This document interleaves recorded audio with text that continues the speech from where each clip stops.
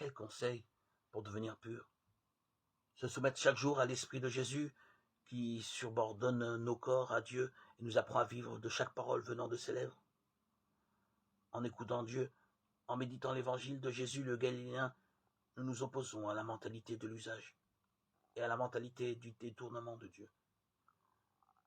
Satan nous tente volontiers dans le domaine des sens, car il y trouve un terrain favorable, et il peut conduire de manière imperceptible à une situation où l'homme n'est plus capable de se soumettre au primat de l'esprit, et par là même au principe de l'évangile. Les situations difficiles de notre vie sont une école de croissance intérieure et de culture de la pureté du cœur. Nous voulons remettre à Dieu les situations difficiles, les luttes dans les choix effectués. Ce n'est qu'en ayant recours à Dieu que l'on peut les juger et les voir comme elles doivent l'être. On ne peut être le juge de sa propre affaire. L'homme ne peut s'évaluer lui-même. Il a besoin d'avoir recours à Dieu et à l'Évangile. En réfléchissant à notre vie et aux différentes situations liées à la pureté, la chasteté et l'impureté, à la lumière de Dieu et de ses principes, nous développons une pensée éthique.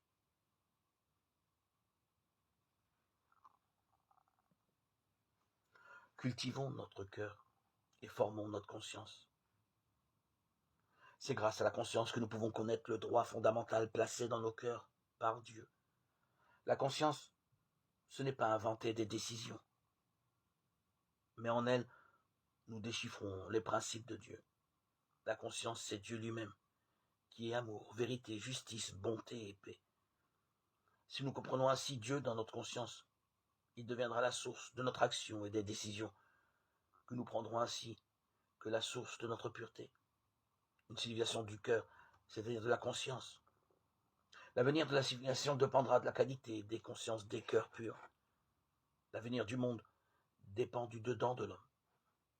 Il est nécessaire que notre pensée et notre action découlent de notre conviction intérieure et qu'elles soient jugées par la conscience. Un cœur pur différencie plus sûrement le bien du mal, la vérité du mensonge. Dans un cœur pur se reflète le visage de Christ.